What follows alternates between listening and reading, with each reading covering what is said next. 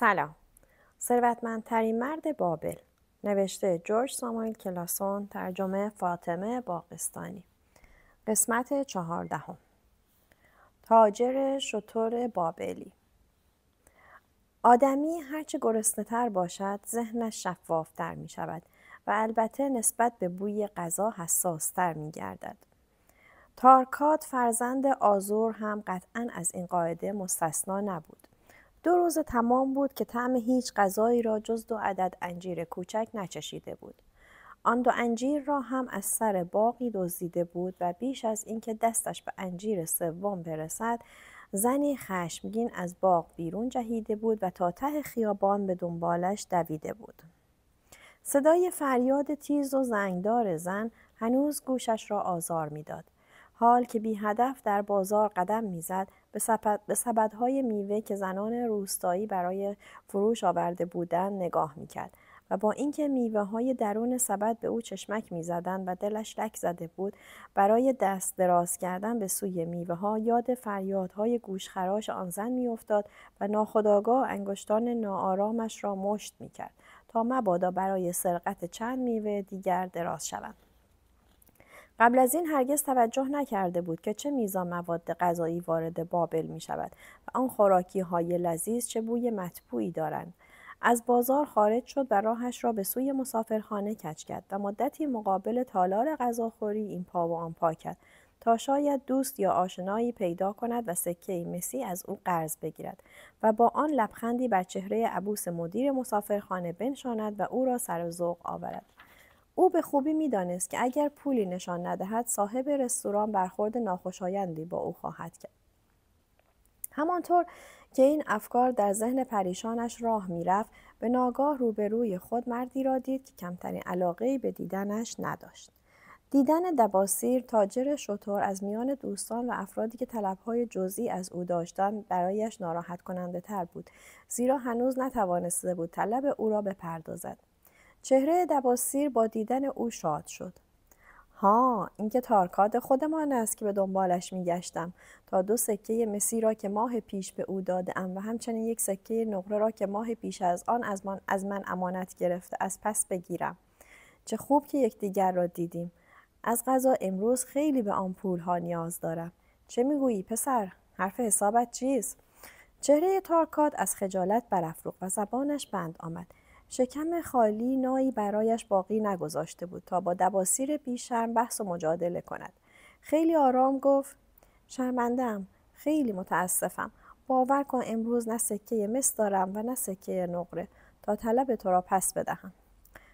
دباسیر دست بردار نبود. خب کاری بکن تا پیدا کنی. قطعاً میتوانی چند سکه مس و 1 سکه نقره به دست آوری و خود را از حقی که نسبت به دوست قدیمی پدرت هست برهانی. آن هم دوستی که در نهایت سخاوت هنگامی که نیازمند بودی دست تو را گرفت. همه‌اش تقصیر این سرنوشت سیاهی است که به دنبال من است. از این روز که نمیتوانم طلب تو را بدهم. سرنوشت سیاه؟ تو میخواهی گناه ندانم کاریهای خود را به گردن خدایان بیندازی؟ این سرنوشت سیاه که از آن دم میزنی به دنبال کسانی است که بیشتر به فکر گرفتن هستند تا دادن. با من بیا جوان، به شدت گرسنه‌ام. میخواهم غذایی بخورم و برایت داستانی تعریف کنم. تارکات از حضور دباسیر پرمدعا ناخوش بود، اما دعوت او دست کم این خوبی را داشت که میتوانست وارد تالاری شود که با حسرت مقابل آن ایستاده بود. دباسیر او را به گوشه سالن هل داد و آنجا روی قالیچه‌های کوچکی نشستند. همین که خدمتکار با لب‌های خندان پیش آمد، دباسیر طبق معمول بی‌ادبانه او را خطاب قرار داد و گفت: بزمجه چاق بیابانی، برایم 1 ران سرخ شده گوسفند همراه با نان و سبزی و همه نوع مخلفات بیاور که گرسنه‌ام و بدنم به غذای فراوان نیاز دارد. دوستم را هم فراموش نکن و برای او 1 کوزه آب بیاور. سعی کن که آب خنکی بیاوری، چرا که هوای امروز گرم است. قلب تارکات در هم شکست. آیا باید مقابل آن سفره رنگین می نشست و آب سرد می نوشید؟ آیا باید ساکت و آرام شاهد دباسیر بود که 1 ران گوسفند را به طور کامل به دندان می کشید؟ او سکوت اختیار کرد و چیزی به ذهنش نرسید تا بیان کند. اما نزد دباسیر سکوت بی معنا بود. او که برای همه مردی شناخته شده بود با خوشرویی لبخند زد و برای مشتریان سر تکان داد و گفت: یکی از مسافرانی که به تازگی از عرفه بازگشته تعریف می‌کرد یکی از ثروتمندان آن شهر سنگی عجیب دارد. این سنگ آنقدر نازک بریده شده که از پشت آن همه چیز پیداست. ظاهراً او این سنگ را مقابل پنجره خانه‌اش نصب کرده است تا از ورود باران جلوگیری کند. آنطور که مسافر می‌گفت این سنگ زرد است. به او اجازه داده بودند که از پشت آن سنگ نازک منظره بیرون را ببیند. او می‌گفت از پشت آن سنگ دنیا را صورتی و نه به رنگ واقعی دیده است.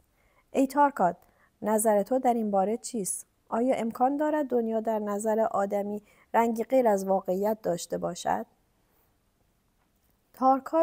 تارکاد جوان که ران چاق گوسفند داخل سفره هوش و حواسش را برده بود گفت: بله، می‌توانم بگویم که دباسیر سخنش را قطع کرد و گفت: می‌دانم که این موضوع حقیقت دارد. خود من هم یک بار دنیا را با رنگ غیر از رنگ‌های واقعی دیدم و اینکه چطور شد توانستم دوباره دنیا را با رنگ‌های واقعی آن مشاهده کنم داستانی است که باید برایتان بگویم.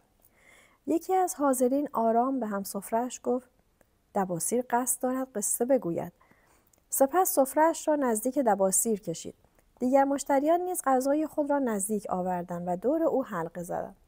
ملچ ملوچ آنها گوش تارکاد را آزار میداد و هر از گاهی استخوان‌هایی که به دندان می‌کشیدند به موها و گوش تارکاد می‌خورد. تنها کسی که غذایی نداشت او بود. دباسیر بدون آنکه زحمت تعارف کردن به خودش بدهد سرگرم خوردن شد. حتی به نان بیاتی که از سفره به روی زمین افتاده بود اشاره‌ای نکرد.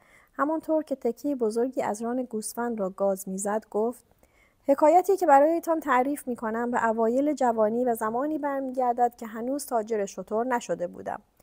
نمیدانم قبلا به شما گفتم که زمانی در سوریه بردگی می‌کردم یا نه. زمزمه تعجب همه حاضران با شنیدن این جمله بلند شد و دباسیر از شنیدن آن احساس رضایت کرد. دباسیر بیرحمانه گاز دیگری از ران گوسفند گرفت و ادامه داد: در ابتدای جوانی شغل پدرم یعنی کفاشی را ادامه دادم و در حجره او کار می کردم. در همان ایام بود که ازدواج کردم. در کفاشی تازه کار بودم، پس درآمد چندانی نداشتم و فقط می توانستم نیازهای ضروری خود و همسر مهربانم را تأمین کنم. خواسته هایی داشتم که از توان مالی من فراتر بود. به تدریج فهمیدم که دیگر حجره‌داران به من اعتماد دارند و با اینکه اغلب در پرداخت طلب آنها تأخیر می‌کردم، کالاهای خود را نسیه به من می‌فروشند. خام بودم و نمی‌دانستم هر آن کس که باد می‌کارد سرانجام طوفان درو می‌کند و هر کس که به ولخرجی‌های غیر ضروری بپردازد عاقبتی جز حقارت نخواهد داشت.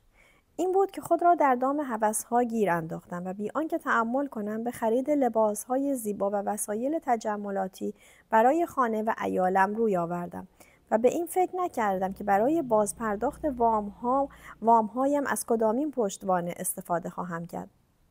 تا جایی که ممکن بود تمام بدهی‌هایم را از محل درآمد خود پرداختم. تا مدتی در رفاه بودم و مشکل عمده‌ای نداشتم. اما زمان که سپری شد متوجه شدم که با درآمد ناچیز خود نمی‌توانم هم مخارج زندگی خود را تأمین کنم هم بدهی‌هایم را بپردازم. طلبکاران دنبالم بودند تا هزینه خریدهای گزافم را بازپس گیرند و اینجا بود که زندگی من تلخ شد. به ناچار مبالغی از دوستانم قرض کردم، اما نتوانستم آنها را نیز بازگردانم. هر روز که می‌گذشت وضع از بد هم بدتر شد. همسرم تصمیم به ترک من گرفت و به خانه پدرش رفت. من هم تصمیم گرفتم از بابل بروم و اقبال خود را در شهر دیگری بیابم. 2 سال پیاپی زندگی سختی داشتم و ناکامی پشت ناکامی از راه می رسید. همراه با کاروانها به شهرهای گوناگون می رفتم و خدمت بازرگانان می کردم. در همین سفرها بود که با راهزنانی رفیق شدم که در بیابانها در کمین کاروانیان بی سلاح و بی پناه بودند. پیوستن به راهزنان از من که چنان پدر شریفی داشتم بعید بود. اما آن روزها دنیا را از پشت سنگی رنگی می دیدم و نمی فهمیدم تا چه حد به سقوط و زوال نزدیک شده‌ام. اولین تجربه راهزنی من با موفقیت همراه بود و میزان قابل توجهی طلا، ابریشم و کالاهای ارزشمند دیگر چپاول کردیم. آنها را به جینیر بردیم و همه را هدر دادیم. دفعه بعد بخت با ما یار نبود. پس از آنکه قافله را غارت کردیم، یکی از قبایل بومی با نیزه به ما حمله کرد و تازه فهمیدیم که کاروانها پولی به آنها دادند تا قافله را به سلامت از دشت هدایت کند. در این حمله 2 نفر رؤسای ما کشته شدند. بقیه ما را هم به اسیری گرفتند. به دمشق منتقل کردند. لباسهایمان را درآوردند و ما را به عنوان برده فروختند. اینطور شد که یکی از رؤسای قبایل شام مرا به 2 سکه نقره خرید. موهایم را از ته تراشیده بودند و هیچ لباسی جز لنگی که دور کمرم پیچیده بود بر تن نداشتم. با این سر و شکل همچون سایر بردگان به نظر می رسیدم. جوانی جسور بودم و از نظر من همه این وقایع ماجرایی جذاب بود. همه چیز را به شوخی گرفتم تا اینکه ارباب مرا به همسران خود که 4 نفر بودند معرفی کرد و به آنها گفت که اگر مرا بپسندند به عنوان خواجه در اختیار آنان قرار خواهم گرفت. آن وقت بود که فهمیدم در چه موقعیت اسفناکی قرار گرفتم. این مردم بادیه نشین خشن و جنگجو بودند و من چون بازیچه‌ای در دست آنان اسیر شده بودم. نه سلاحی برای دفاع داشتم، نه راهی برای فرار. با ظاهری پرهراس مقابل آن 4 زن ایستادم تا مرا با دقت بنگرند و نمی‌دانستم که آیا می‌توانم از آنها انتظار رحم و شفقت داشته باشم یا خیر. همسر اول سیرا نام داشت که از بقیه سالخورده‌تر به نظر می‌آمد.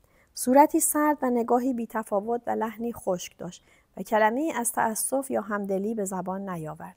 همسر دوم بانویی بسیار زیبا اما مغرور بود که با چشمانی بی‌تفاوت به من خیره شد.